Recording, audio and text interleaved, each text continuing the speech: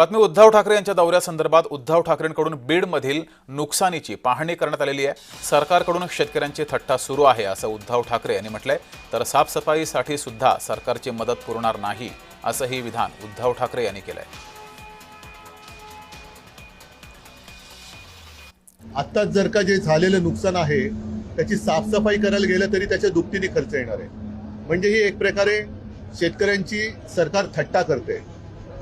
आपल्या बाजूचं जे राज्य आहे म्हणजे पंजाब, त्या पंजाबमध्ये सुद्धा गेल्या काही दिवसांपूर्वी असंच संकट आलं आणि तिथल्या आप सरकारने जी मदत तिथल्या शेतकऱ्यांना दिलेली आहे, जाहीर केलेली आहे आणि ती कालबद्ध मर्यादेमध्ये जाहीर केलेली आहे।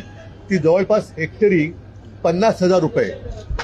पंजाब सारखं राज्य जर एका हेक्टरला 50,000 रुपये देऊ शकत असेल तर महाराष्ट्राने द्यायला काहीच हरकत नाहीये।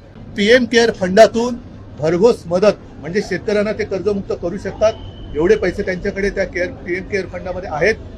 जर पीएम केअर फंड आता वापरणार नसाल, मुख्यमंत्र्यांची योग्य वेळ आता येणार नसेल तर योग्य वेळ येणार कधी आणि पीएम कोणाची केअर घेत आहेत हे सुद्धा आम्हाला कळू द्या। मुख्यमंत्र्यांना विचारतोय की तुमची योग्य वेळ ती काय तुम्ही पंचांग बघून सांगणार आहात की कधी योग्य वेळ आहे, मुहूर्त काढून सांगणार आहेत का? शेतकऱ्याला कर्जमुक्त तर केलं पाहिजे। सरसकट कर्जमुक्तीची मागणी आम्ही शेतकऱ्यांच्या वतीने करतो आहोत आणि ती जर का सरकारने मागणी मान्य केली नाही तर शेतकऱ्यांच्या बरोबरीने शिवसेना रस्त्यावरती उतरल्याशिवाय राहणार नाही हा इशारा सुद्धा आम्ही सरकारला देतो आहोत।